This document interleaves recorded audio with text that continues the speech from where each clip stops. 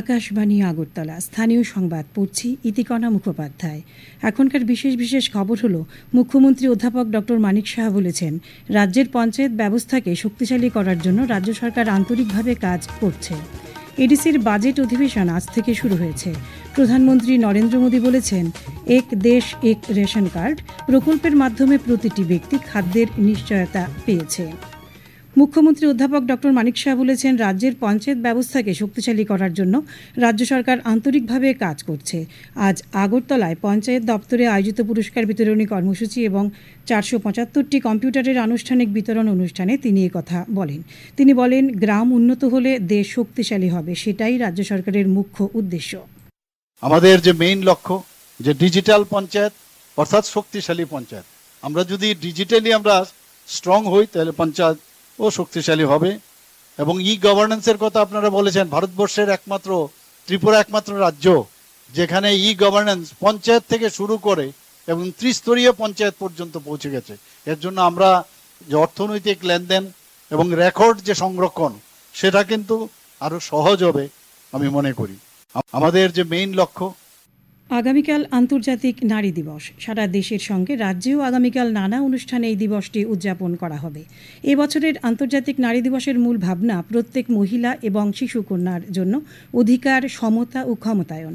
সমাজ কল্যাণ ও সমাজ শিক্ষামন্ত্রী টিঙ্কু রায় আজ সচিবালয়ে সাংবাদিক সম্মেলনে জানিয়েছেন, এবছর আন্তর্জাতিক নারী দিবসের রাজ্যভিত্তিক মূল অনুষ্ঠানটি হবে আগামী 13ই মার্চ।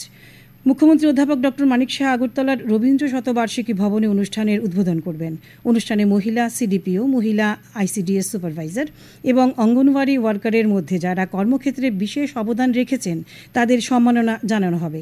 ত্রিপুরা মহিলা কমিশনের উদ্যোগে আগামীকাল আন্তর্জাতিক নারী দিবসে আগরতলায় এক বর্ণাঢ্য শোভাযাত্রা অনুষ্ঠিত হবে। ক্রীড়া ও যুব কল্যাণ দপ্তরের উদ্যোগে আগামীকাল সকালে আগরতলার মহিলাদের রাজ্যভিত্তিক মিনি ম্যারাথন প্রতিযোগিতা অনুষ্ঠিত হবে। আন্তর্জাতিক নারী দিবস উপলক্ষে আজ আকাশবাণী আগরতলার উদ্যোগে একটি বিশেষ অনুষ্ঠানে সমাজের বিভিন্ন ক্ষেত্রে প্রতিষ্ঠিত নারীদের সম্মাননা প্রদান করা হয়। তারা হলেন পদ্মশ্রী স্মৃতিরেখা চাকমা, সঙ্গীত নাটক একাডেমি পুরস্কার প্রাপ্ত তুরুবালা দেববর্মা, সাহিত্য একাডেমি পুরস্কার প্রাপ্ত এস গম্ভিনী সিং প্রমুখ। অনুষ্ঠানে স্বাগত ভাষণ রাখেন অনুষ্ঠান বিভাগের প্রধান জয়শ্রী দেববর্মা। সাংস্কৃতিক অনুষ্ঠানে বিভিন্ন শিল্পীরা সঙ্গীত পরিবেশন করেন। আন্তর্জাতিক নারী দিবস উদযাপনের অঙ্গ হিসেবে আজ রাজ্য মহিলা কমিশনের উদ্যোগে আগরতলায় এক সংবর্ধনা অনুষ্ঠানের আয়োজন করা হয়। অনুষ্ঠানে সমাজের বিভিন্ন ক্ষেত্রে বিশেষ অবদানের জন্য 10 জন মহিলাকে সংবর্ধনা জ্ঞাপন করা হয়। মহিলা কমিশনের চেয়ারপারসন ঝর্ণা দেববর্মা জানান, আন্তর্জাতিক নারী দিবস উপলক্ষে কমিশনের পক্ষ থেকে 7 দিনব্যাপী নানা কর্মসূচি গ্রহণ করা হয়েছে। এডিসির বাজেট অধিবেশন আজ থেকে খুমলুঙের পরিষদীয় ভবনে শুরু হয়েছে।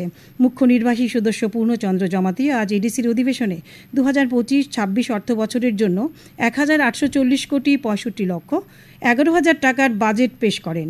অধিবেশন শেষ হবে আগামী সোমবার। আজ জনঔষধি দিবস। প্রধানমন্ত্রী নরেন্দ্র মোদী বলেছেন, জনঔষধি দিবস সুস্থ ভারত গঠনে মানুষকে উচ্চমানের ও সাশ্রয়ী মূল্যে ওষুধ সরবরাহের জন্য সরকারের প্রতিশ্রুতিকেই প্রতিফলিত করে। সামাজিক মাধ্যমে তিনি আরও বলেন, উন্নত মানের জনঔষধি ওষুধ সাশ্রয়ী মূল্যে দেশের প্রত্যন্ত এলাকাতেও পৌঁছে যাচ্ছে।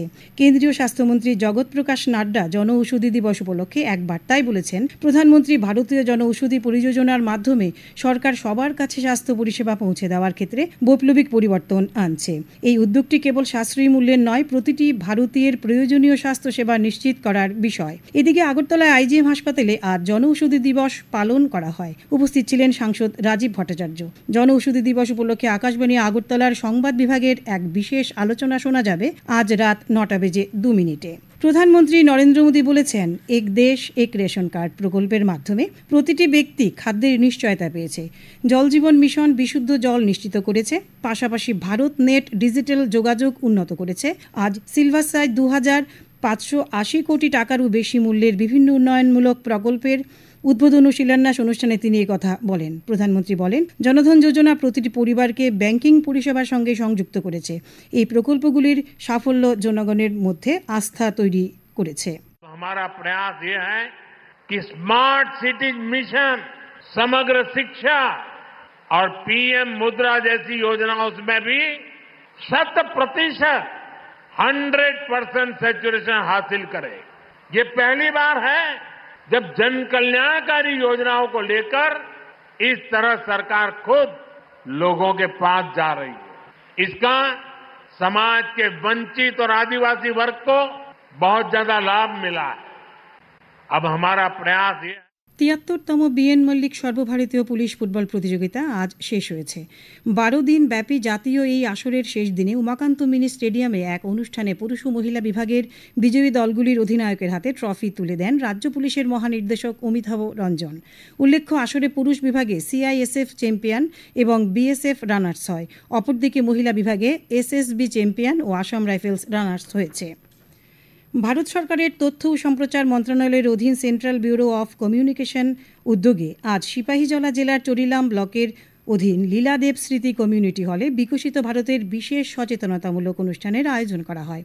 অনুষ্ঠানে স্বচ্ছতা হি সেবা, এক পেড় মাকে নাম, নেশামুক্ত ভারত অভিযান, মিশন লাইফ, মহিলা সশক্তিকরণ, আত্মনির্ভর ভারত ইত্যাদি বিষয়ের উপর বক্তারা আলোকপাত করেন। অনুষ্ঠানে স্বাগত ভাষণ রাখেন সিভিসি আগরতলার অফিস ইনচার্জ এইচ.কে. চাং। উপস্থিত ছিলেন ব্লক পঞ্চায়েত অডিটর সারান দেববর্মা, বিশ্রামগঞ্জ প্রাথমিক স্বাস্থ্য কেন্দ্রের medical officer doctor Ratish Chowdhury, ICTC counsellor Rukia Begum, Charilam ব্লকের ত্রিপুরা গ্রামীণ জীবিকা মিশনের ক্লাস্টার কোঅর্ডিনেটর আকাশ চক্রবর্তী প্রমুখ। অনুষ্ঠানে উন্মুক্ত কুইজ প্রতিযোগিতা অনুষ্ঠিত হয়। এই বিশেষ সচেতনতামূলক অনুষ্ঠানে স্বসহায়ক দলের মহিলারা সহ এলাকার বিভিন্ন অংশের মানুষের উপস্থিতি ছিল লক্ষণীয়। শেষ করার আগে সংবাদের বিশেষ বিশেষ অংশগুলো আরও একবার। মুখ্যমন্ত্রী অধ্যাপক ডক্টর মানিক শাহ বলেছেন, রাজ্যের পঞ্চায়েত ব্যবস্থাকে শক্তিশালী করার জন্য রাজ্য সরকার আন্তরিকভাবে কাজ করছে।